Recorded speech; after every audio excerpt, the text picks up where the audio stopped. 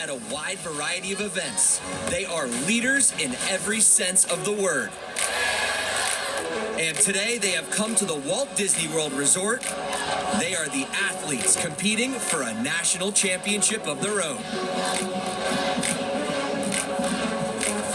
Welcome everyone, and thanks for tuning in. We're outside the Advent Health Arena that will play host to the D1A All-Girl Cheerleading Championship. Alongside Kelsey Mellinger, I'm Richard Curtis. Kelsey, you are a three-time national champion. What a pedigree. You know how hard it is to come here on this weekend, compete against the nation's best, and win it all.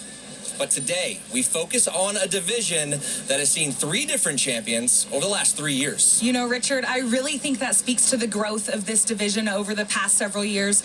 There really hasn't been a dominant team, which is what makes it so exciting to watch. Yeah, and the judges have had their hands full, top to bottom, the list. It seems like every single team just goes out there and crushes it. But now here we go. The scores wipe clean here in finals. Who are you going to be keeping your eye on to make a jump? Last year's champion, the University of South Florida, had a rough performance in the semifinal round and qualified for finals in 9th place. A few routines that did catch my eye, the University of Oklahoma, and last year's runner-up, the University of Alabama, looks hungry. The routines are jam-packed, fast-paced, full of difficulty, and today it's going to come down to execution and who can put their best performance on the floor in finals. The way you say that, it's going to be an exciting day for sure. These teams are from all over the country, but all roads lead right here to this moment. Let's take a look at the semifinal scores. 10 teams advanced here today. Only one can walk away champions.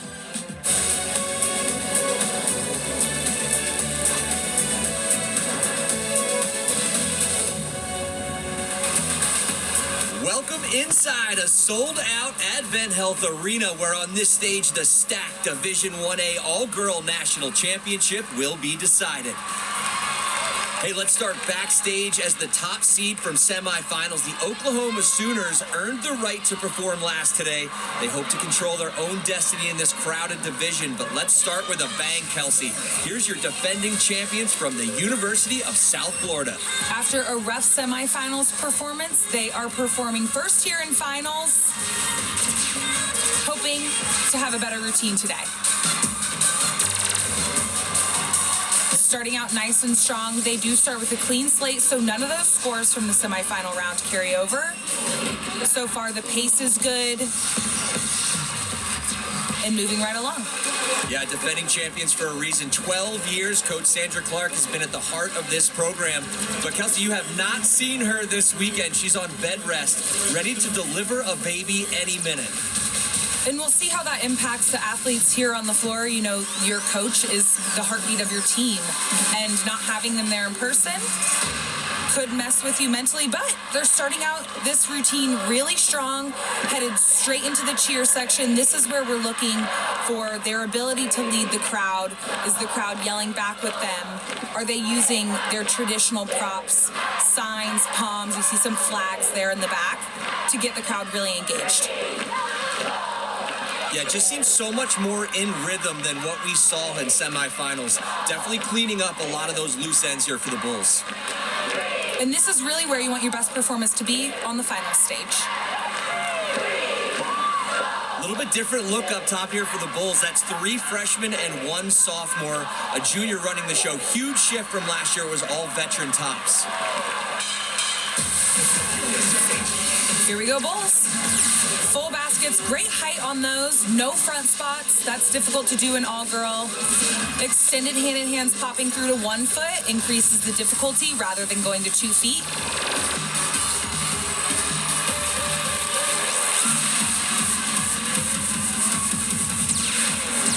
And gearing up for the ending pyramid here, good variety of baskets.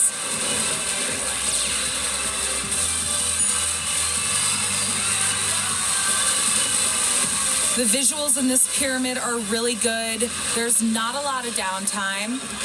Take 1 breather before this last structure. Full up, full arounds.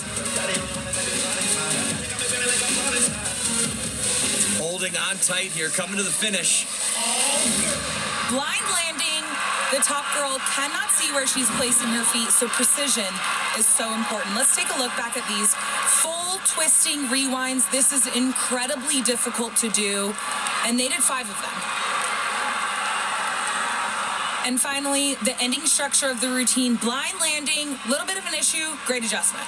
Hey, the Bulls are backstage with Taylor Quinn.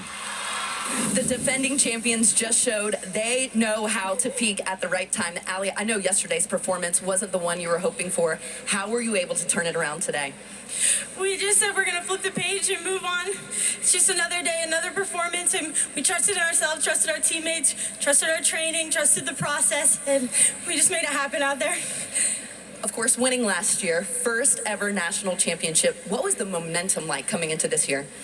Honestly, it's a new year every year, so that was great that happened, but we were just ready to put on a performance. It's never been about winning. It's always been about hitting and putting on a performance that we love and we can watch for 365 days. I think you've got a lot to be proud for the next 365 days. Congratulations. Thank you so much. Hey, the Bulls turned the page hoping for a storybook ending, but San Diego State is writing the next chapter of their legacy. They take the floor next.